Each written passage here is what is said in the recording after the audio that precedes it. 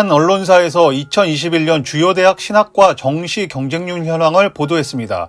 이 자료를 보면 주요 신학대학 신학과 경쟁률은 서울신대 1.78대 1, 총신대 1.71대 1, 장신대 1.31대 1, 한신대 1.07대 1로 간신히 미달이 아니었고 나머지 대학교는 전부 미달이었습니다. 작년과 대비해도 거의 반으로 경쟁률이 줄었다고 해도 과언이 아닙니다. 이 기사에는 주요 신학대학교의 신학과의 미달률도 전년 대비 2배 정도로 늘어났다고 보도하고 있습니다. 그런데 미달률보다 충격적인 것은 모집 인원입니다. 서울신학대학교는 9명 모집에 16명이 지원해 가장 높은 경쟁률을 기록한 것입니다. 우리나라의 장자교단이라 자부하는 예장합동교단의 총신대학교는 31명 모집에 53명 지원했고 예장통합교단의 장로회 신학대학교는 26명 모집에 34명이 지원했습니다. 초교파 신학대학교인 아세아연합신학대학교의 신학과는 35명 모집에 8명 지원했고 경기도 광주에 있는 서울장신대학교 신학과는 31명 모집에 10명 지원했고 대전의 한국침례신학대학교 신학과는 28명 모집에 6명 지원했고 전라도 광주의 호남신학대학교 신학과는 20명 모집에 4명이 지원했습니다. 그런데 저는 주요 신학대 정시 모집이 미달이며 지방 군소신학교는 존폐 위기에 처해 있다고 전하는 이 기사는 한 가지 중요한 지점을 놓치고 있다는 것을 지적하고 싶습니다. 이 기사는 학부 신학과의 경쟁률을 보도하고 있습니다. 그런데 대학교 학부 신학과를 졸업하면 졸업생들은 어떤 자격을 얻게 될까요? 순수하게 신학이라는 학문을 공부하기 위해서 신학과에 입학하는 학생들이 분명히 있을 것입니다. 그런데 이렇게 순수하게 신학이라는 학문을 공부하기 위해서 대학에 입학한다면 연세대학교 신학과에 입학하는 것이 맞습니다. 연세대학교 신학과는 어떤 교단과도 상관없기 때문입니다. 어떤 교단과도 상관없기 때문에 교단에 소속된 목회자가 되기 위해서는 교단 신학교에서 다시 공부해야 한다는 말입니다.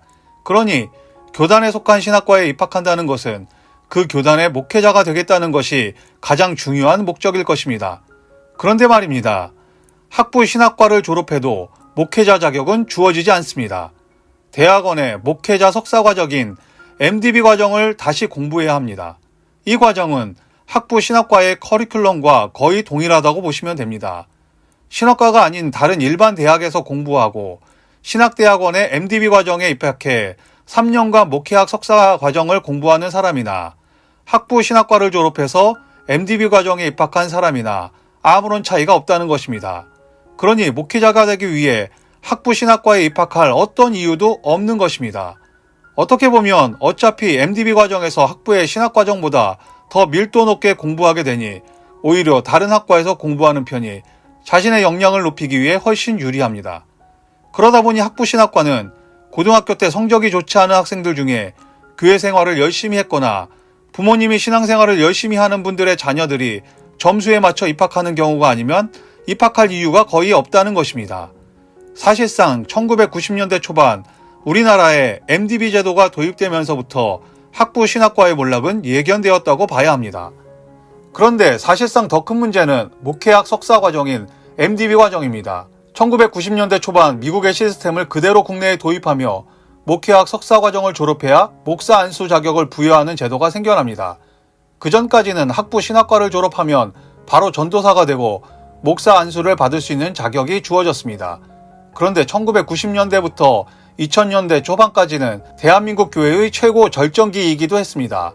그러다 보니 십자가만 꽂아도 교회가 성장한다는 말이 돌 때였습니다. 신도시의 종교부지를 분양받아 교회를 크게 지으면 얼마 가지 않아 교회가 가득 채워지는 일이 다반사였던 시대였습니다. 그러니 목회자가 되겠다는 학생들이 차고 넘쳤습니다. 1990년대 총신대학교 대학원의 MDB 과정에 한 학년 입학생이 800여 명까지 되었습니다.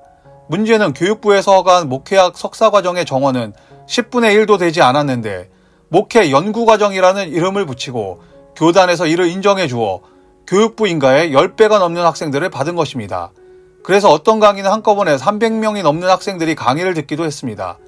학부 대학의 교양 과목이 아닌 전문 신학대학원의 석사 과정이 이렇다는 것은 정말 이상한 일이었는데 총신대학교뿐만 아니라 장신대학교를 비롯한 대부분의 대표적인 신학교에서 벌어졌던 일이기도 했습니다. 그러니까 1990년대부터 2000년대까지 신학대학원에서 MDB 과정을 마치고 목회자가 되신 목사님들 중에 90%는 교육부 인가를 받지 않은 목회 연구과정 출신들이라고 보시면 됩니다. 노량진의 입시학원들 중에 단과반이 있습니다. 국어, 수학, 영어와 같은 한 과목만 등록해 수업을 듣는 것을 단과반이라고 하지요. 유명 강사의 반은 100에서 200명이 한꺼번에 수업을 듣습니다. 그 반에는 정말 우수한 학생도 있지만 도대체 어떤 수준의 학생들이 모여 있는지 도무지 알 수 없는 곳입니다. 아이들이 7살 정도 되면 다니는 학원이 있습니다. 그중 대표적인 곳이 태권도 도장입니다. 태권도 도장은 1년만 열심히 다니면 대부분 품띠를 메고 다닐 수 있습니다. 7살에 태권도를 시작하면 8살이 되면 품띠가 됩니다. 8살에 시작하면 9살이면 품띠가 되고요. 품띠를 메고 있는 아이가 1품인지 2품인지 3품인지 우리는 모릅니다. 품띠면 다 품띠니까요. 대부분의 신학을 전공하신 분들은 중고등학교 때 열심히 교회를 다니신 분들입니다. 그리고 신학대학원에 다니면서부터는 교회, 신학교, 집이 거의 대부분의 생활 루틴이 됩니다. 만나는 사람들도 교회와 신학교와 가족으로 한정되기 시작합니다. 심지어 취미생활도 학교 동아리에서 하다 보면 말 그대로 세상과 단절된 삶을 살게 됩니다. 그렇게 3년간의 신학교 과정을 마치고 전도사가 되면 그때는 교회, 집이 삶의 전부가 됩니다. 라이프 스타일이 정말 단순해지는 것입니다. 쉬는 날 만나는 사람들도 신학대학교 선배, 동기, 후배들이 전부입니다. 신앙인이 아닌 사람들과 대화하는 경우는 편의점에서 물건을 살 때 정도입니다. 심지어 편의점 직원이 교인이면 하루에 단 한 명도 교인이 아닌 사람과 대화를 하지 않게 됩니다. 그런데 교회를 출석하는 교인들은 하루 종일 교인이 아닌 사람들과 밥을 먹고 일을 하고 취미생활을 합니다. 그곳에서 살아남기 위해 기독교 책이 아닌 경제학 관련된 책도 읽고 과학책도 읽고 역사책도 읽고 인문학 책도 읽습니다. 직장에서는 경제 전문가, 과학 전문가, 역사 전문가, 인문학 전문가들을 모셔서 직원들 교육을 합니다. 뒤처지지 않기 위해서 열심히 공부하고 노력해야 합니다. 그리고 일요일날 몇 시간 교회에 와서 목사님들과 전도사님을 만나고 돌아갑니다. 그때만큼은 신앙인의 모습을 하고 전도사님과 목사님들과 대화를 합니다. 교인들이 일요일에 와서 잠시 보는 목회자의 모습이 전부가 아니듯 목회자들이 잠시 보는 성도들의 모습이 그들의 전부가 아닌 것입니다. 그래도 서로 분명히 알고 있는 것은 있습니다. 저 사람이 어느 정도 자신의 분야에서 전문가인지 아닌지, 저 사람이 하는 말의 수준이 있는지 없는지 말입니다.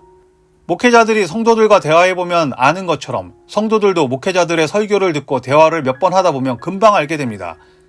그래서 나와 깊은 이야기를 하지 않는 이유는 내가 어떤 사람인지 알고 있기 때문이 아닌지 잘 생각해 보아야 합니다.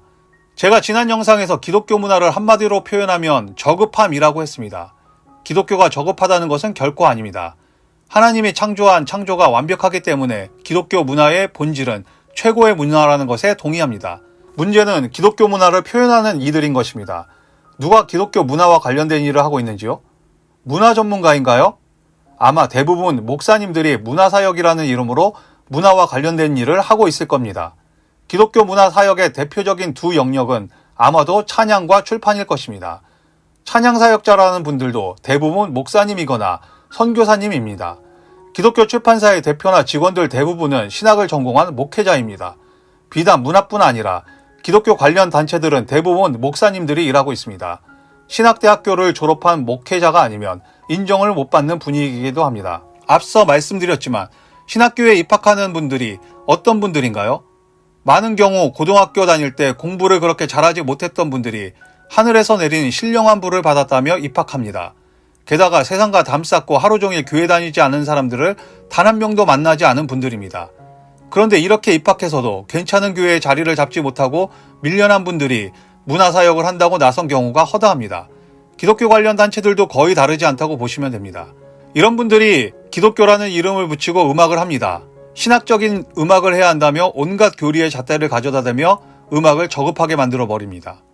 미술을 하려고 해도 신학적인 미술을 해야 한다며 온갖 교리의 잣대를 가져다 댑니다. 출판을 해도 신학적인 출판을 해야 한다며 온갖 교리의 잣대를 가져다 댑니다. 신학적인 것은 고상하고 가치 있는 것이며 그렇지 않은 것은 인간의 말초신경을 자극하는 저급한 것일 뿐 아니라 사탄의 전략이라고까지 주장합니다. 단 한 번도 교회 밖에서 살아보지 못했던 이들이니 그것을 벗어나는 것이 얼마나 두려울지 이해 못하는 것은 아니지만 자신들의 경험 부족과 실력 부족과 수준 낮음으로 인한 아집과 고집으로 교회가 무너지고 신학이 퇴보하는 것에 대해 전혀 인지하지 못하는 것은 큰 문제가 아닐 수 없습니다. 이렇게 벽을 치고 교회 안에 앉아 교회의 창으로만 세상을 보려고 하는 우물한 개구리의 라이프 스타일이 진리를 수호하는 것이라고 믿고 있으니 말입니다. 제발 신학을 전공하신 분들, 특히 아직 50세가 되지 않으신 분들은 단 1년만이라도 신학책 읽는 것을 멈추고 역사책과 과학책과 경제서적을 좀 읽어보세요. 기독교인과 상관없는 이들과 취미를 공유하는 모임에 참석해보세요. 기독교인이 전혀 없는 책 읽기 모임에 1년만 참여해보세요. 세상 사람들이 어떻게 돈을 벌어 먹고 사는지 이력서도 내보시고 면접도 좀 보시며 내가 이 세상에서 어느 정도나 가치 있는 기능을 갖고 있는지도 경험해보세요. 아마도 설교한다고 강대상에 올라가 자신있게 외쳤던 지난 시간을 돌아보게 되는 계기가 되실 겁니다. 신학과 졸업생들이 신학 뒤에 숨어 자신의 현실을 직면하지 않는다면 교회는 결코 살아나기 힘들 겁니다. 그대들이 신학을 버려야 교회가 삽니다. 왜 신학책을 놓지 못하고 있나요? 왜 교리집을 놓지 못하고 있나요? 그것이 정말 진리를 수호하기 위함인가요? 아니면 그것을 내려놓는 순간 내가 어떤 수준인지 만천하에 드러나 먹고 살 길이 막막해질 것 같은 두려움 때문인가요? 그런데 말입니다. 지금의 교회가 1990년대처럼 성장하는 때가 아니잖아요? 뭐가 더 현명한 판단인지 잘 생각해 보시지요.